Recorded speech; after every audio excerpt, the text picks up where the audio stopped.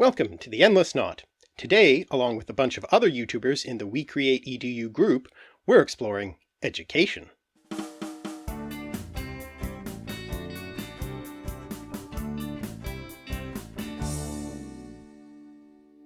The word education comes from Latin ex, meaning out of, and ducere, meaning to lead, so literally to lead out of.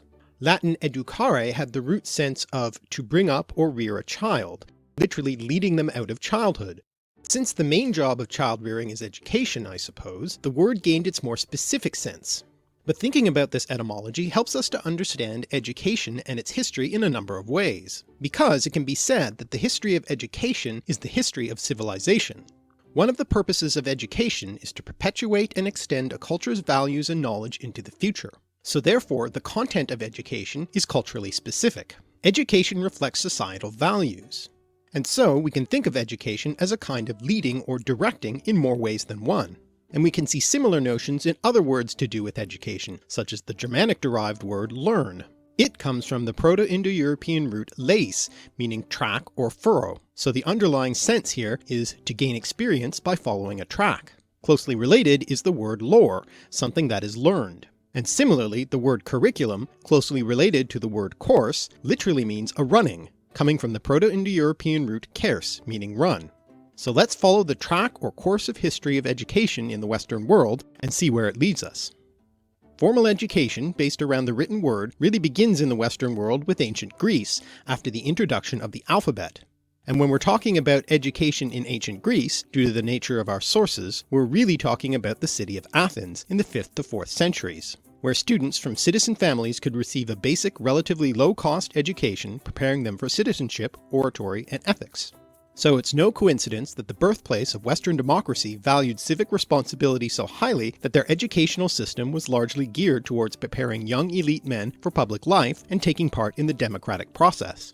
However, it should be stressed that this was not state-funded education, but paid for through tuition fees to private tutors, so not everyone could afford it, and it was intended for only those who were allowed to participate in the democracy, Athenian citizen men, not slaves, foreigners, or women. Only Sparta had a publicly funded education, and it was primarily in the martial arts, not academics. In Athens, physical education, academics, and arts were covered in different schools.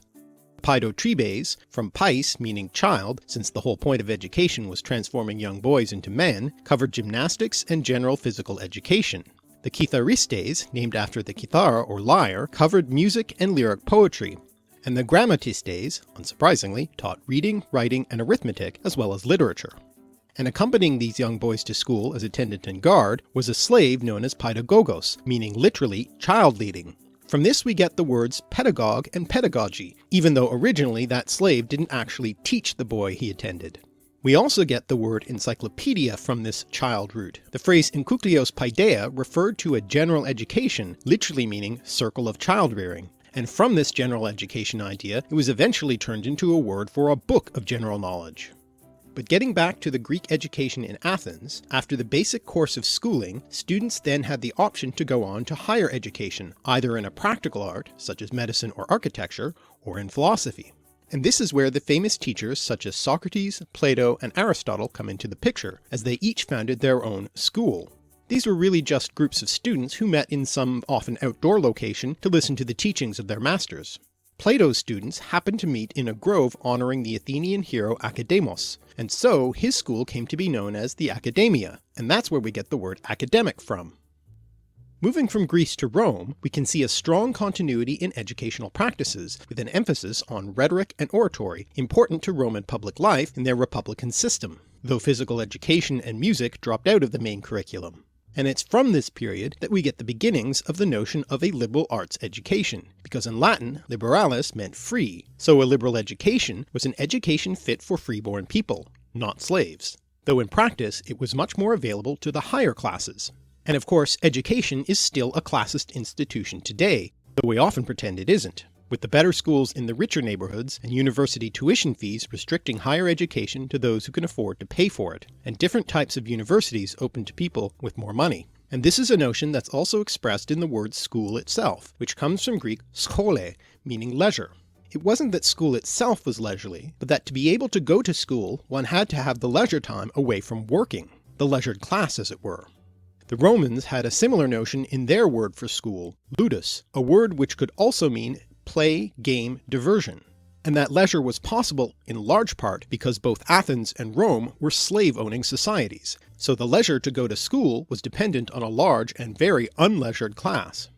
Later on in the Middle Ages in England, we find the distinction between the learned and the lay or lewd, both lay and lewd ultimately from Latin laicus, from Greek laikos, of the people, from laus, referring to the common people.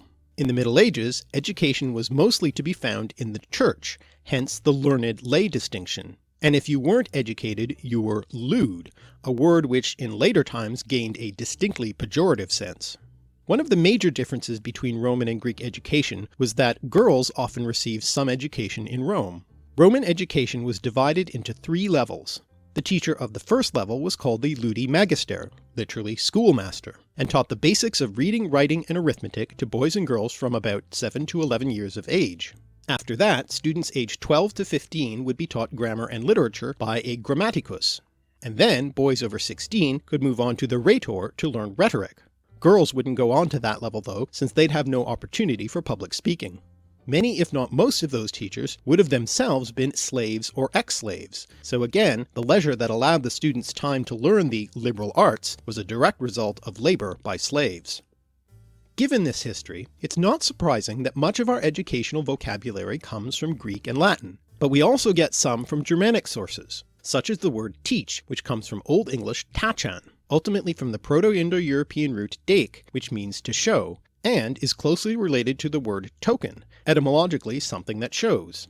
Also from this root comes the word dictionary, the Latin word dictionarius being coined in the 13th century by an Englishman, John of Garland, who taught in Paris and wanted to create a resource to help his students learn Latin vocabulary.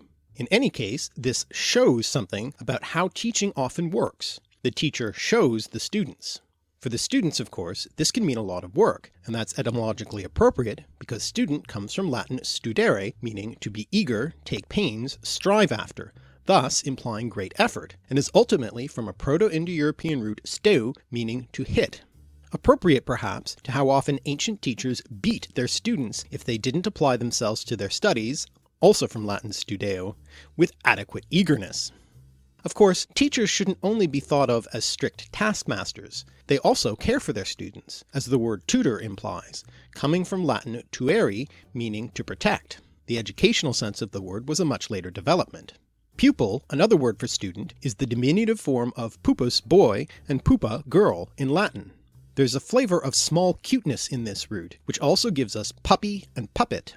And Latin pupilla could also be used to mean doll, from which, believe it or not, we get pupil in the sense of the dark aperture in the eye, because if you look in someone's eye, you can sometimes see a little doll-like version of yourself reflected.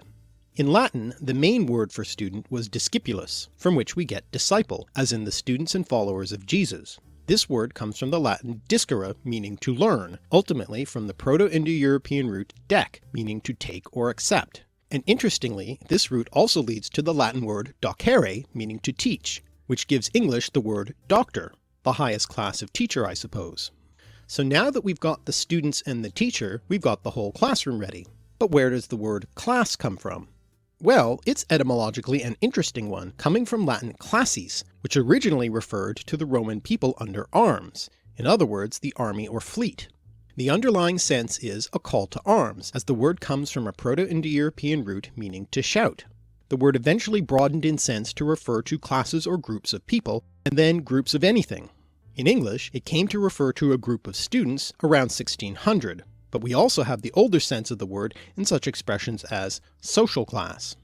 It also came to refer specifically to the highest class of something, hence classical, as in classical music, supposedly the highest genre of music, originally used to distinguish the music of Mozart and his contemporaries from the later music of the Romantic period, and later still to make a distinction between the older music and the music of the 20th century and beyond.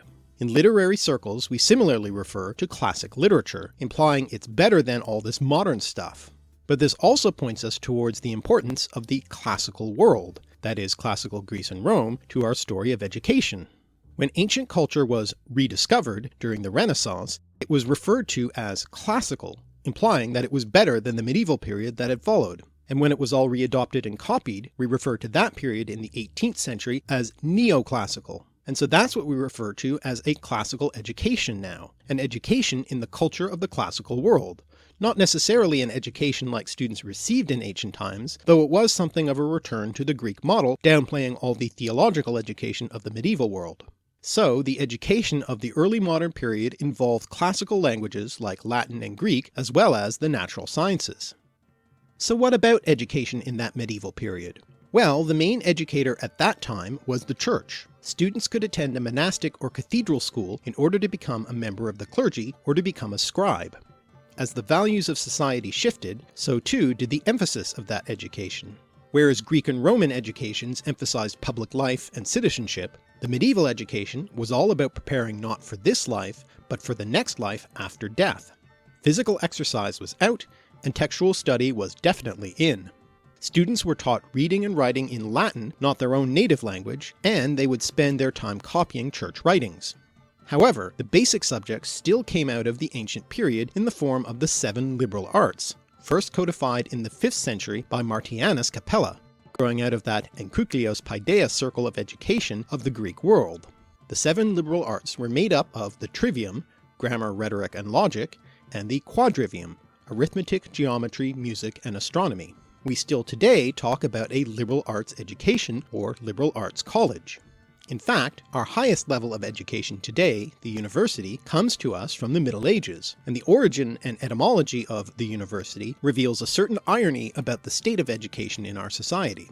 Part of the impetus for these new institutions of higher learning was the high demand for education outside of the cathedral schools that increasingly were unable to keep up with demand. So, groups of students and teachers began to spontaneously congregate in large cities such as Bologna in Italy, Paris in France, and Oxford in England. But there were a number of problems with these growing schools. Unscrupulous schoolmasters could cheat students by taking their money and running, or by pretending to have mastery of subjects they didn't really know.